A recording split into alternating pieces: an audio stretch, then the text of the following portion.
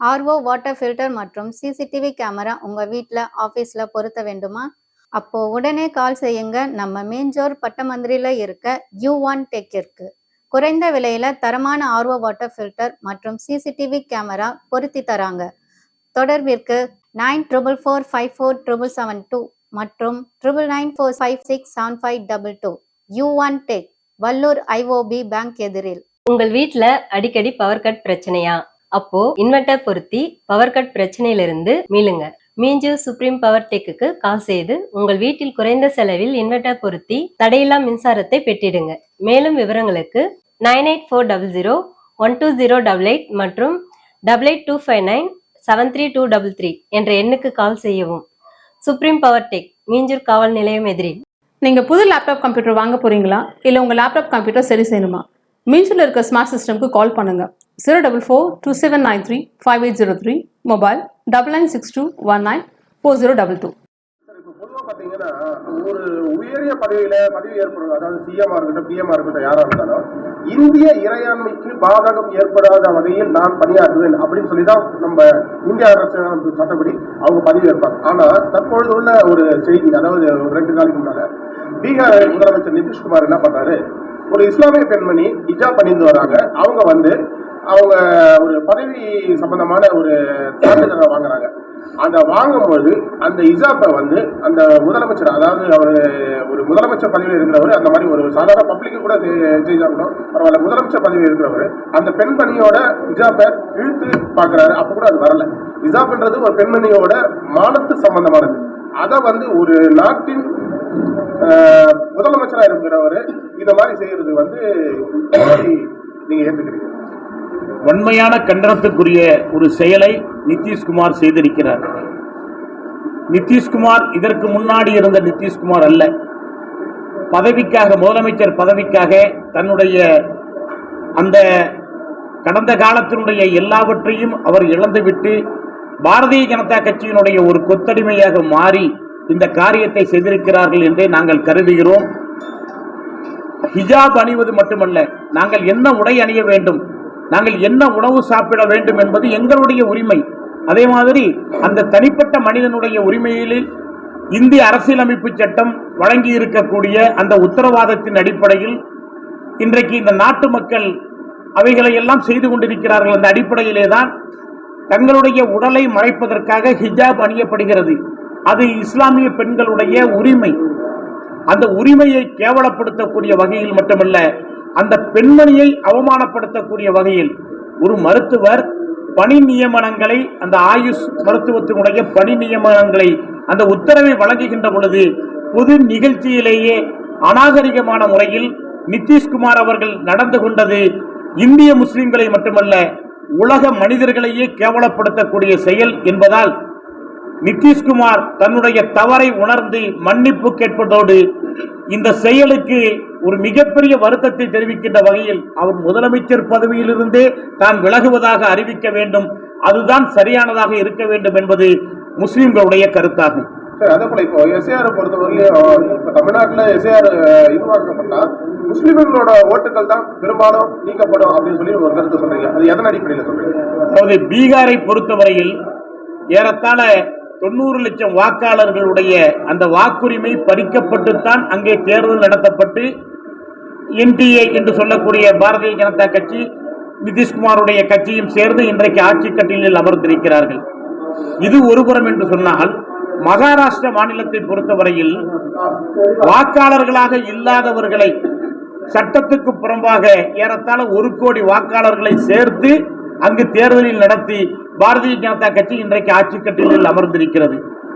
ஆகவே அவர்கள் செய்யக்கூடிய சட்டவிரோத காரியங்களுக்கு தேர்தல் ஆணையத்தை ஒரு கருவியாக பயன்படுத்தி பீகாரிலும் ஹரியானாவிலும் அதே போன்று இதுல நம்ம மகாராஷ்டிரத்திலும் அவர்கள் செய்திருக்கிறார்கள். இதைத்தான் மேற்கு வங்கத்திலும் செய்ய போகிறார்கள் என்பது தெளிவாக தெரிந்துவிட்டது. இந்த தமிழகத்தை பொறுத்தவரையில் 85 லட்சம் வாக்காளர்கள் நீக்கப்பட போகிறார்கள் என்கின்ற அபாயகரமான செய்திகளும் வந்திருக்கிறது.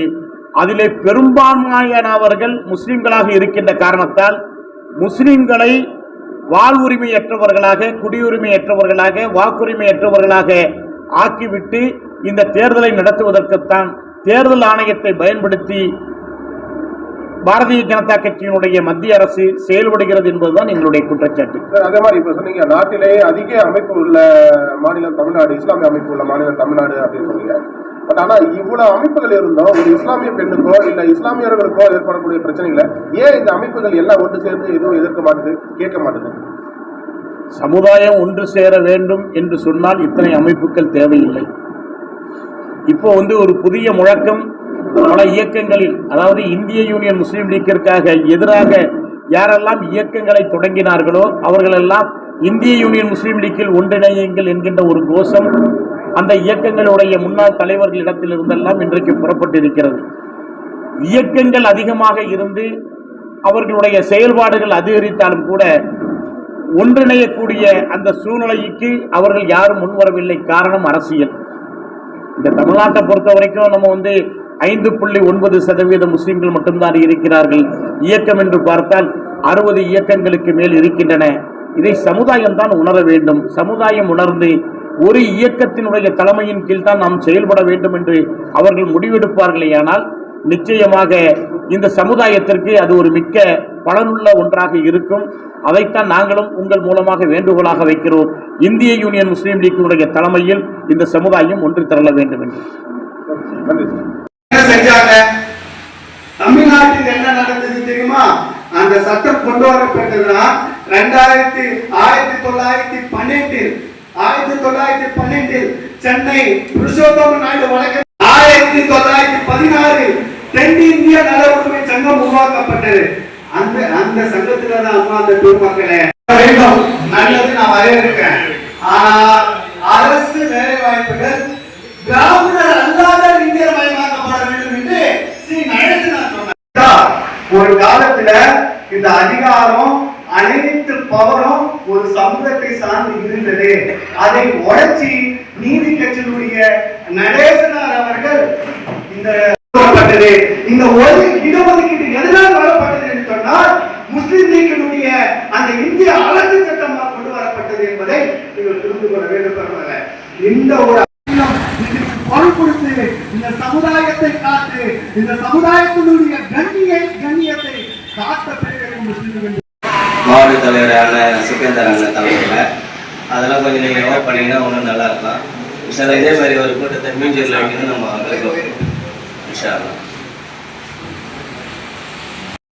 ஒரு சேவையை செய்ய சொல்லிட்டு மக்களிடம் சொன்னாங்க. அல்ஹம்துலில்லாஹ். என்னன்னா இப்போ மக்களுக்கு மத்தியில் அதிகமாக ரீச் ஆகிற மாதிரி இந்த மருத்துவ முகாம்கள் நடத்தி நினைக்கிறேன். அதிகமாக நடத்தினா நல்லா இருக்கும். அந்த மருத்துவ முகாம்கள் இது இல்லாத மக்களுக்கு என்ன தேவைகள் இருக்கு, சிறுபான்மை மக்கள் மட்டும் முஸ்லீம்கள் மட்டும் பார்க்காம பொதுப்படியா எல்லா மக்களுக்கும் என்ன செய்வோம், நம்முடைய சேவையை போய் சேர்ந்த விதத்துல நம்ம அவங்களுக்கு என்ன தேவைன்றது அதையே பார்த்து நம்ம செஞ்சோம்னா அது செய்யும் பொழுது நம்முடைய இந்த கட்சியுடைய வளர்ச்சி கொஞ்சம் அதிகமாக ஆகும். இன்னும் மக்கள் இருக்கிற இடத்துல அதிகமான சேவைகள், அதாவது இந்த மருத்துவ முகாம்களாக இருக்கட்டும், வேற சட்டமன்ற நிகழ்ச்சிகளாக இருக்கட்டும், வேற என்ன நிகழ்ச்சிகள் இருக்கு, என்ன செஞ்சா மக்களுக்கு ரீச் ஆகும், இந்த மாதிரி நிகழ்ச்சிகளை அடிக்கடி ஏற்படுத்தும் பொழுது என்ன ஆகும்னா முஸ்லீம் லீக்கு இருக்குன்னு சொல்லிட்டு மக்களுக்கு மத்திய ஒரு பதிவாகும், ஒரு வாய்ப்பு ஏற்படும். அதனால அதுக்கு முன்னாடி ஒரு வழி பார்க்க வச்சுக்கோங்க.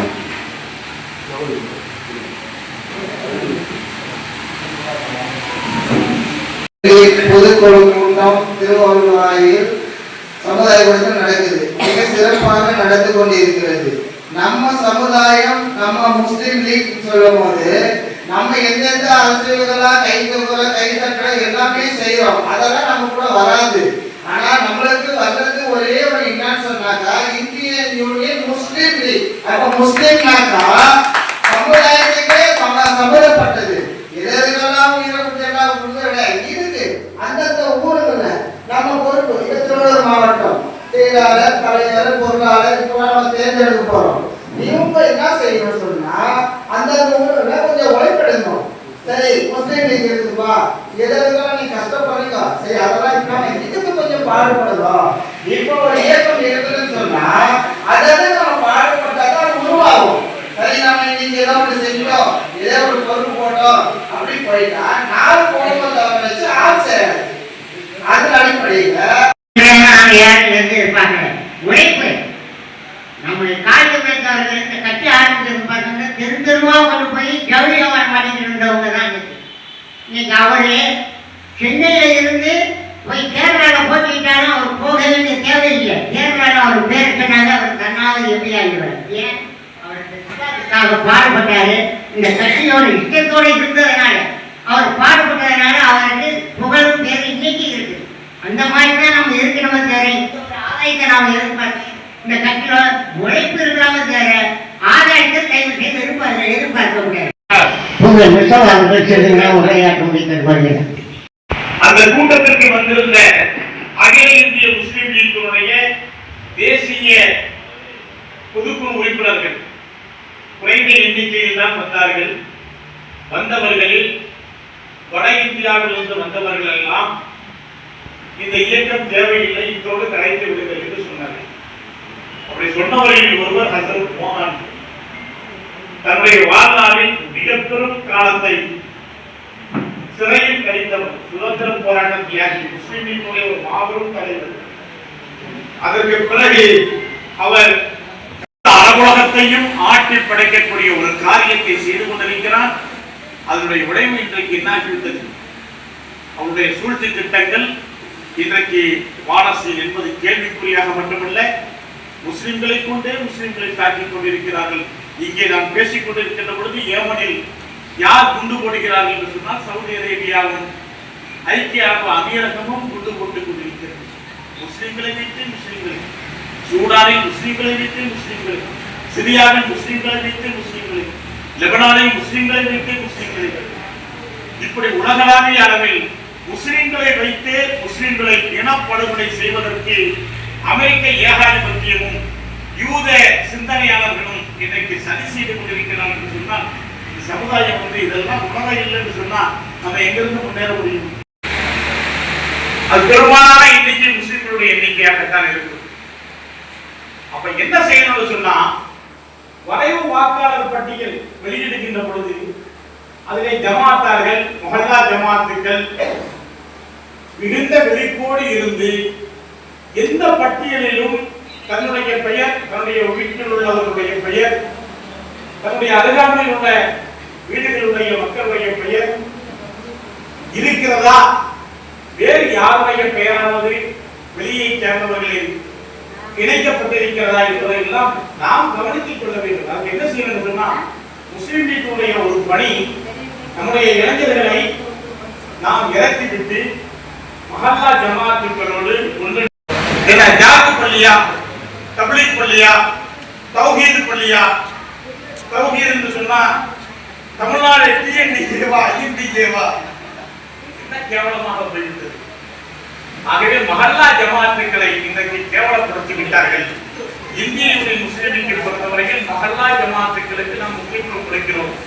மார்க்க விஷயங்கள் என்று வந்துவிட்டால் சகிப்புரிய உலமா பெருமக்கள் என்ன வழிகாட்டுகிறார்களோ அந்த வழிகாட்டுதலை நீங்கள் பின்